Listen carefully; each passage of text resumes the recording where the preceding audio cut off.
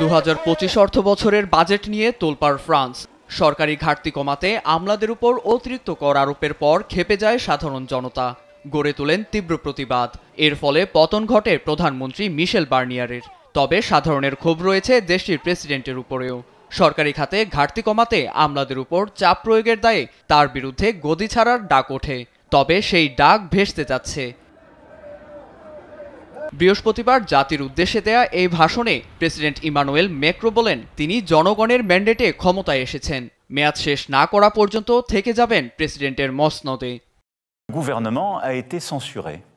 গতকাল অনাস্থা ভোটে পদ হারিয়েছেন প্রধানমন্ত্রী। ডান ও বামপন্থী সকলের সম্মতিতেই এটি হয়েছে। অন্যের ভুলের জন্য আমি কখনো দায় নেব না।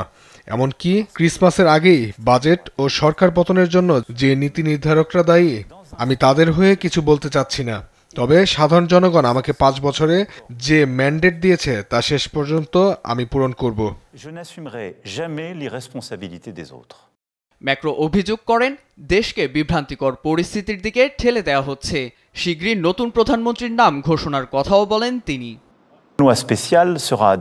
আমরা নিজেদের বিভক্ত করে দিতে পারি না, তাই শিগগিরই আমি নতুন প্রধানমন্ত্রীর নাম ঘোষণা করব।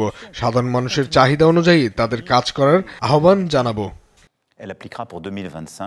এদিকে বার্নিয়ারকে প্রধানমন্ত্রীর পদ থেকে হটিয়ে নেওয়ায় সন্তুষ্ট জনগণ। তবে বাজেট নিয়ে এখনো পরিষ্কার ধারণা না পাওয়ায় অস্বস্তির কালো মেঘ এখনো তাড়া দিচ্ছে তাদের। বার্তা সংস্থা রয়টার্সকে তারা জানান, ৬,০০০ কোটি ইউরো কর বাড়ানোর প্রস্তাবটি প্রত্যাখ্যান করতে হবে। নতুন প্রধানমন্ত্রী যেই হোক, এই বিষয়টি দ্রুত সমাধান প্রয়োজন বলেই দাবি তাদের। নীরব দাস, নিউজ ডেস্ক, দেশ টিভি।